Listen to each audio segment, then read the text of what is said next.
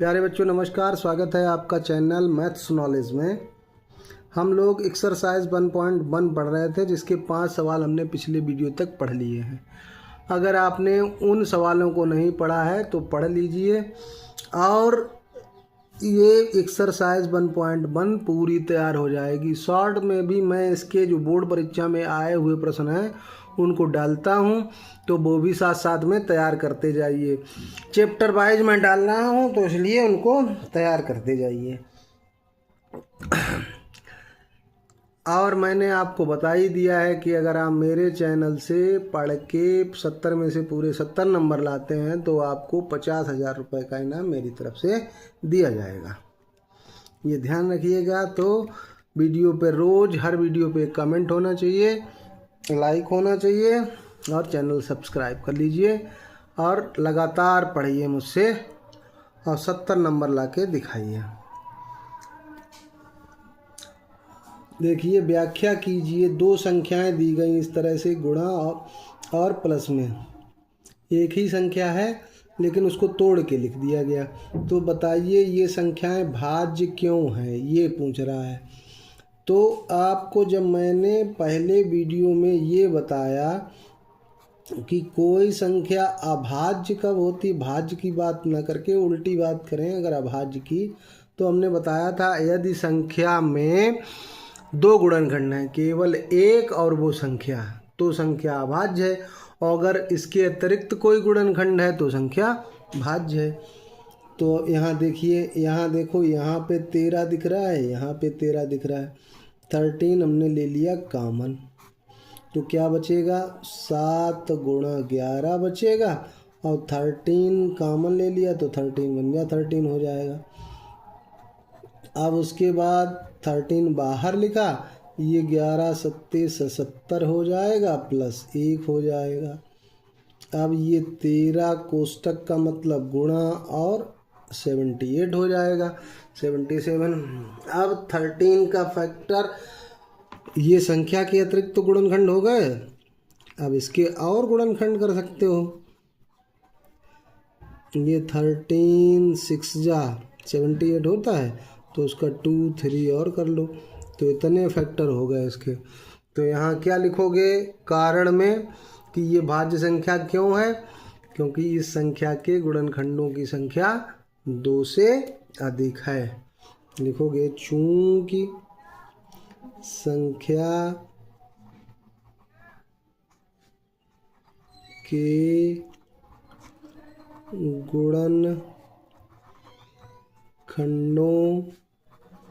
की संख्या 2 से अधिक है,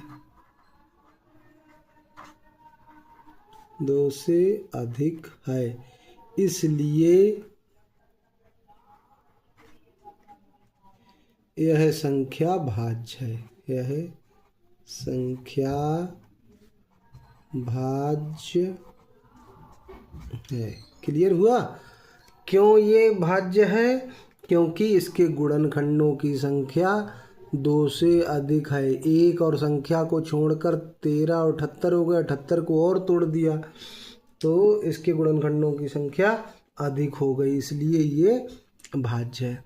कोई दिक्कत, कोई परेशानी बताइएगा, कमेंट करिएगा कि यहाँ पे समझ में नहीं आया। दूसरी संख्या देखिए दी गई है, 7 गुणा 6 गुणा 5 गुणा 4 गुणा 3 गुणा 2 गुणा 1 प्लस 5, ये दिया गया।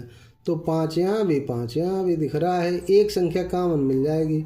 तो 7 गुणा 6 गुणा 4 गुणा 3 गुणा 2 लिख दीजिए। एक गुणा से कोई मतलब नहीं होता है, उतना ही रहेगा। और 5 में 5 का भाग दोगे तो 1 आ जाएगा, तो ये इसके बराबर हो गया। अब 5 फिर यहाँ पे ये लगा दीजिए, 7 छंग 42 हो जाएगा, 4 तिया 12 दूनी 24 हो जाएगा और प्लस 1 हो जाएगा। ठीक है, अब 5 से काट, 5 तो बाहर लिखाइए, 24 का 42 में गुणा करिए, 24 दूनी 48 होता है और 24 चक्कू 96 और 400 हो गया।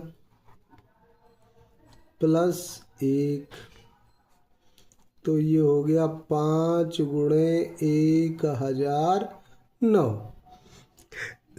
तो इसमें भी गुणनखंड 1 और संख्या को छोड़ के 5 और 1009, 2 से 2 वो गुणनखंड और 2 ये 4 हो गए इसके गुणनखंडों की संख्या। ठीक है, तो यहाँ भी वही लिख देंगे जो यहाँ पे लिखा है, चूंकि संख्या के गुणनखंड 2 से अधिक हैं, या ऐसे लिख सकते हो 1 और संख्या को छोड़कर अन्य गुणनखंड हैं इसके, इसलिए यह संख्या भाज्य है, यह संख्या भाज्य है। तो इस तरह का एक सवाल आपकी बोर्ड परीक्षा में कई बार पूछा गया है। ये प्रश्न काफ़ी इम्पॉर्टेंट क्वेश्चन है, तो इसको ध्यान से करिएगा। 7वां सवाल हमारा है, किसी खेल के मैदान के चारों ओर एक वृत्ताकार पथ है। इस मैदान का चक्कर लगाने में सोनिया को 18 मिनट लगते हैं, जबकि इसी मैदान का चक्कर लगाने में रवि को 12 मिनट लगते हैं। मान लीजिए वे दोनों एक ही स्थान और एक ही समय पर चलना प्रारंभ करके एक ही दिशा में चलते हैं। कितने समय बाद वे पुनः प्रारंभिक स्थान पर मिलेंगे? समझिए क्या सवाल कह रहा है। एक वृत्ताकार पथ है, एक वृत्ताकार पथ है जिस पे जो है मान लो इस तरह से सोनिया और रवि 2 लोग हैं, चलते हैं। मान लो यहाँ से चलना शुरू किया, ए फिर बी पे आए, फिर सी पे आए, फिर ए। तो ए से चलती है, सोनिया को लगते हैं, सोनिया कितनी देर में लगती है? 18 मिनट में एक चक्कर लगाएगी, जबकि रवि लगाएगा 12 मिनट में। तो 18 से दूसरा चक्कर लगाने में उसको 18 दूनी 36 मिनट लगेंगे। ये 12 मिनट में एक लगा लेगा, दूसरा 24 में और तीसरा 36 मिनट में। अब देखो ये संख्या जो है 36 मिनट दोनों एक साथ चले थे, तो ये 36 मिनट में दोबारा यहाँ पहुँचेगी सोनिया, और ये रवि 36 मिनट में तीसरी बार में यहाँ पहुँच जाएगा। तो कब मिलेंगे? 36 मिनट बाद। कब मिलेंगे? जो कॉमन होगी दोनों में, अतः 36 मिनट बाद मिलेंगे। ये क्या था? ये था एलसीएम। हमने आपको दूसरे तरीके से बता दिया है, लेकिन ये क्या है? एलसीएम हमने निकाला है। 18 और 12 का एलसीएम कितना हो गया? 36। तो इस तरह से आपकी ये पहली एक्सरसाइज ख़त्म होती है। वीडियो को लाइक ज़रूर कर देना, चैनल को सब्सक्राइब कर लेना, और लगातार मुझसे पढ़ने पे आपको बहुत फ़ायदा होने वाला है, ये मैंने पहले ही आपको बता दिया है। धन्यवाद।